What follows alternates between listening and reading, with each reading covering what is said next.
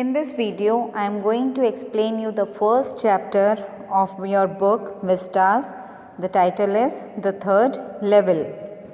The Third Level by Jack Finney is about the harsh realities of war.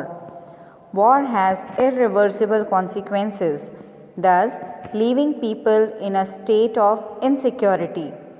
It is also about modern day problems and how common man tends to escape reality by various means. In this story, a man named Charlie hallucinates and reaches the third level of the Grand Central Station, which only has 2 levels. So, let's begin this chapter. The story begins with the mention of a third level at the Grand Central Station, which actually has only 2 levels. The protagonist himself is aware that even the presidents of New York Central and the New York, New Haven and Hartford railroads would express great confidence in the existence of only 2 levels. But he himself has been to the third level. Considering the entire scenario, Charlie, the protagonist, had a word with his psychiatrist friend. He explained that Charlie was experiencing a waking dream wish fulfillment, or, in other words, hallucination. According to the psychiatrist, Charlie was unhappy. Upon explaining further, it became clear that it is the burden of all the modern problems that is pushing him to experience the apparent perception of something not present. He tends to escape the reality. Charlie agreed with that, whatever his psychiatrist friend had to say, but he still found it a bit odd to have been to the third level of the Grand Central Station. Charlie begins to believe in the possibility that he has been experiencing all this to escape the harsh realities of the modern world. His friends agreed to it as well. Even his stamp collecting is a sort of asylum he resorts to in order to feel protected. On the other hand, he starts thinking otherwise. His grandfather started his stamp collection, but in those days they had not seen the consequences of war and there was peace, harmony, and security. His grandfather must have not been insecure. The collection, moreover, was amazing, with blocks of 4 of practically every US issue. Even President Roosevelt collected stamps. He starts explaining what exactly happened and begins with how he chose to take the subway to his apartment instead of the usual bus after a late night shift. He did this in order to save time.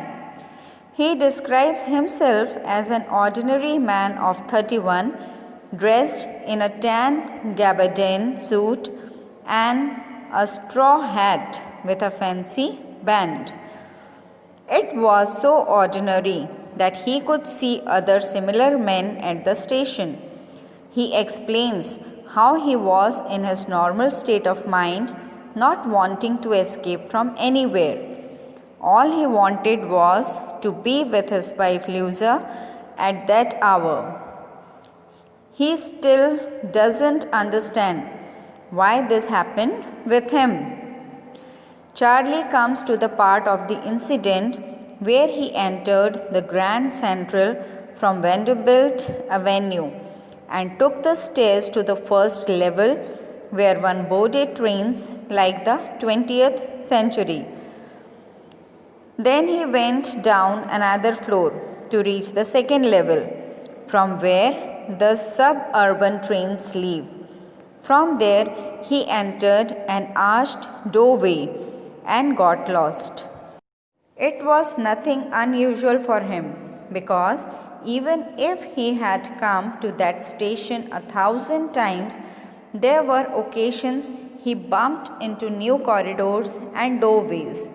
Once he entered the wrong lobby and reached Roosevelt Hotel, and another time in an office building which was 3 blocks away. He wondered that Grand Central was expanding at a very fast rate, just like a tree with its roots.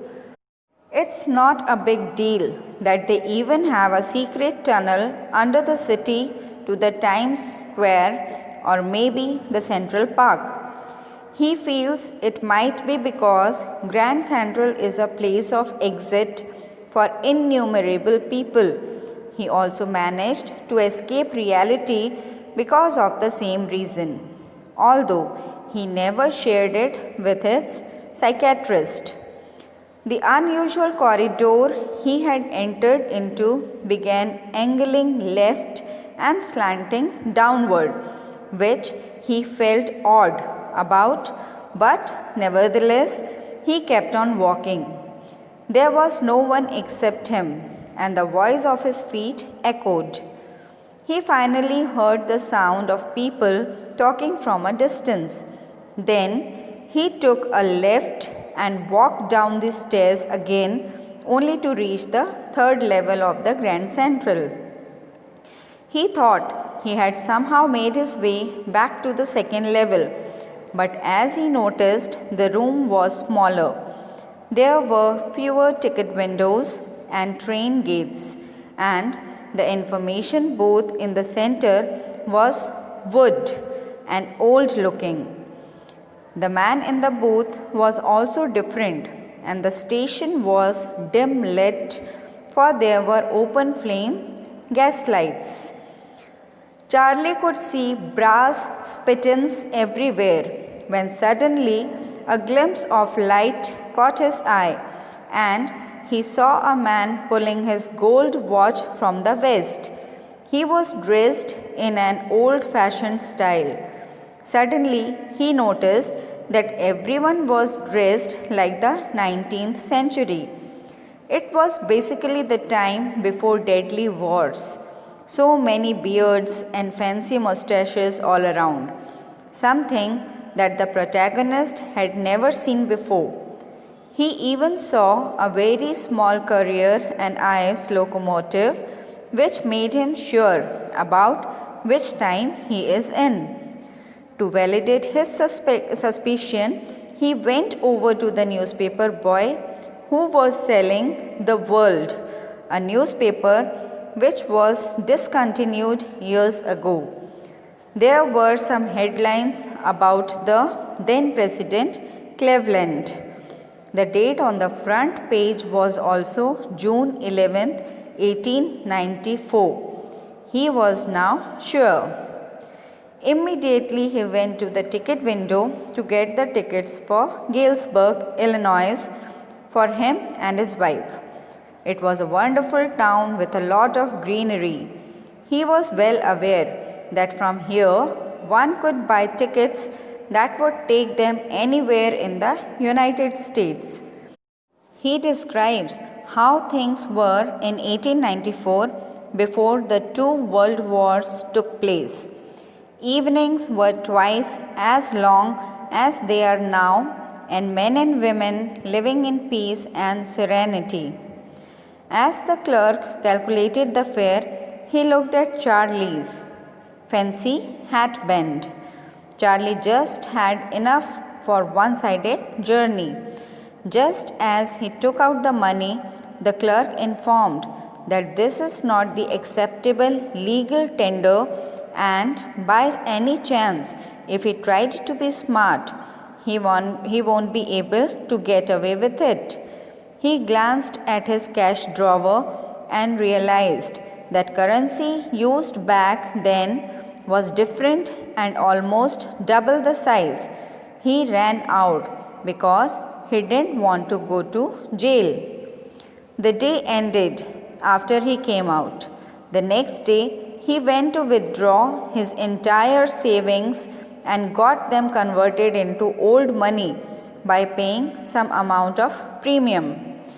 It cost him much and even worried his psychiatrist friend, but he still went with it. Back then, eggs cost 13 cents a dozen. But unfortunately, he could never find the way to the third level corridor again, despite hard efforts. His wife Louisa was pretty worried when she got to know about it all. After a while, he went back to finding distractions with the help of stamps. Somehow, Sam, the psychiatrist, disappeared out of the blue. Charlie suspected that he had gone to Galesburg. He finds himself in the time space of 1894. One night, Charlie came across a first day cover. It is an envelope with a stamp on it, and that stamp collectors mail to themselves on the first day of its sale to mark the date. They are just blank inside and are not meant to be opened. That night, he found by surprise one of his grandfather's old first day covers. Someone had mailed it to his father at his home at Galesburg.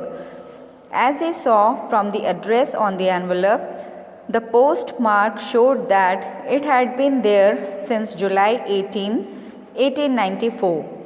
The stamp had a picture of President Garfield on it. It was a 6-cent, dull brown color stamp. His grandfather had put it in his stamp collection, and the Charlie now discovered it. The paper inside and a letter written in it. The letter read as, the letter talked about how the writer wished his third level story was true until he actually started believing it to be true. He had found the third level and had been there for 2 weeks. He describes the place he was at that time. He asks Charlie and Louisa to never stop searching for the third level and come back. The note is signed as Sam. Charlie found out from the coin store that he used to visit that Sam had bought old currency worth $800, which was to be utilized in a hay, feed and grain business, which what he always wished to do. He could not go back to his old business, certainly not in Galesburg, Illinois. The story ends at a mysterious note where Charlie is wondering that Sam is a psychiatrist.